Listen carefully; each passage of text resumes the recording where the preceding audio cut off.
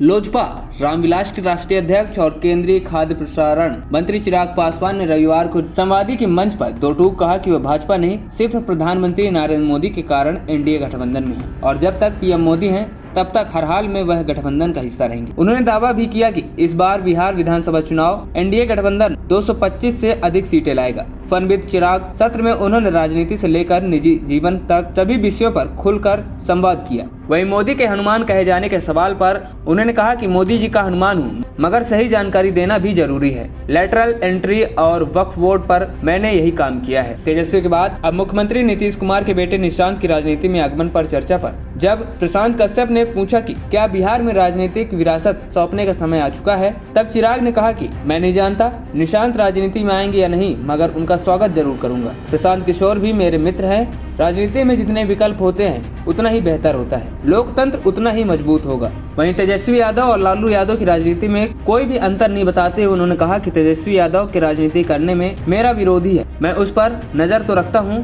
मगर ध्यान खुद को मजबूत करने में लगाता हूं। मुझे लालू और तेजस्वी यादव की राजनीति में कोई अंतर नहीं दिखता। पिछले विधानसभा चुनाव में जनता ने उन्हें उम्मीद लगाकर वोट जरूर दिया, बड़ी संख्या में विधायक भी जीते। अब 5 साल बाद पूछना चाहिए कि वह उम्मीदों पर कितने खरे उतरे। वहीं जब उनसे पूछा गया कि युवा पीएम या युवा सीएम में क्या बनना चाहते हैं, तब चिराग पासवान कहते हैं कि मैं जिस परिवार से आता हूं वह सत्ता या किसी भी बड़े पर्दे का या किसी भी पद का कोई लालच नहीं रखता। अगर मंत्री पद महत्वपूर्ण होता तो 2020 के चुनाव के समय ही संभावना थी। मैं 4 साल पहले केंद्रीय मंत्री की शपथ ले चुका होता। मेरे लिए युवा सीएम या युवा पीएम से ज्यादा महत्व युवा बिहारी होना रखता है। उन्होंने आगे कहा कि राजनीति के दौर में मेरे परिवार पर कई ओछी टिप्पणियां की गई, मगर मैंने कभी मर्यादा नहीं तोड़ी।